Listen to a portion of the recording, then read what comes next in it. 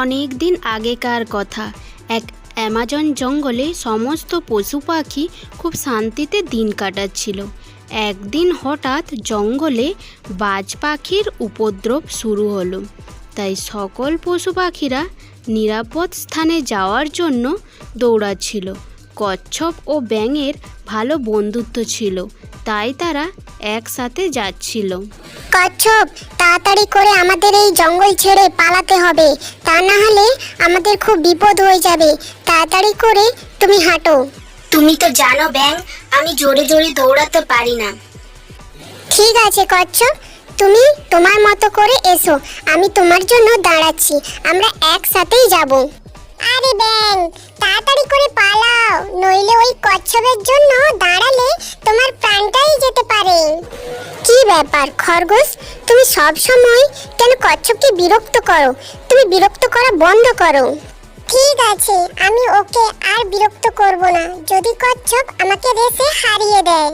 তা কি করে হয়? তুমি তো জানো কচ্ছপ এইরকম আস্তে আস্তে হাঁটে, আর তুমি কত জোরে জোরে দৌড়াও। আমি খরগোশের সাথে রেস প্রতিযোগিতা করতে রাজি আছি। এটা তুমি কি করলে কচ্ছপ? তুমি জানো না খরগোশ কত জোরে দৌড়ায়? আমি জানি ব্যাং, কিন্তু এবার সময় হয়েছে এই অহংকারী খরগোশটার শিক্ষা দেবার। শান্তি শান্তি, আমি হলাম হাতি। আজ খরগোশ ও কচ্ছপ 1 মাইল দৌড়বে। যে ফিনিশ লাইনে আগে পৌঁছাবে সে জিতে যাবে। কিন্তু হাতি, কি করে বোঝা যাবে যে সবার আগে কে পৌঁছালো? খুব ভালো প্রশ্ন। ঘোড়া ফিনিশিং লাইনে দাঁড়িয়ে থাকবে, ওই খেয়াল রাখবে কে আগে পৌঁছালো, আর যে আগে পৌঁছাবে সেই বিজয়ী হবে। তুমি রেডি খরগোশ? হ্যাঁ, প্লিজ শুরু করো। তুমিও নিশ্চয়ই রেডি কচ্ছপ? হ্যাঁ, আমিও রেডি। তাহলে শুরু করা যাক। 3, 2, 1।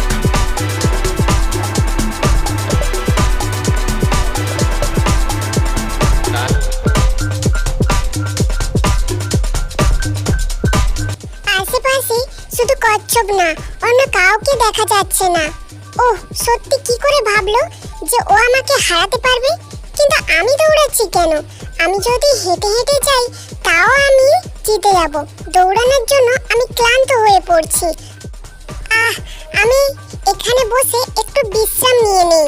ব্যাস 2-4 মিনিট। আমি জানি এখনো কচ্ছপ স্টার্টিং লাইনেই পড়ে রয়েছে।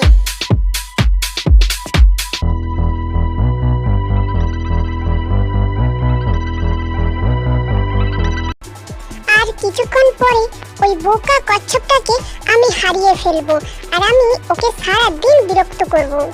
খরগোশ দৌড়ানোর জন্য এমন ক্লান্ত হয়ে পড়লো যে গাছের তলায় ঘুমিয়েই পড়লো।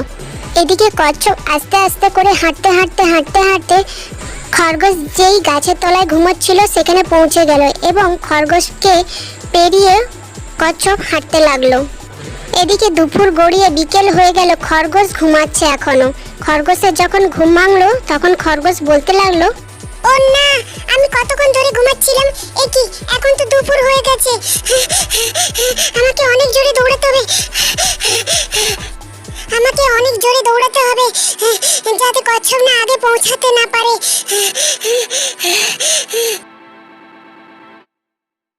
কচ্ছপ প্রথমের দিকে এগিয়ে আসছে, এটা কি করে সম্ভব?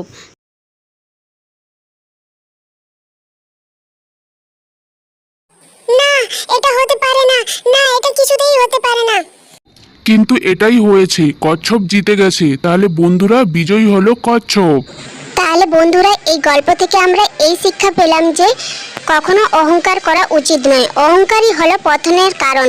অহংকার করলে কখনো কারোর ভালো হয় না। বন্ধুরা, ভিডিওটি ভালো লাগলে অবশ্যই বেশি বেশি করে লাইক, শেয়ার, সাবস্ক্রাইব করে দিও, সাপোর্ট করো।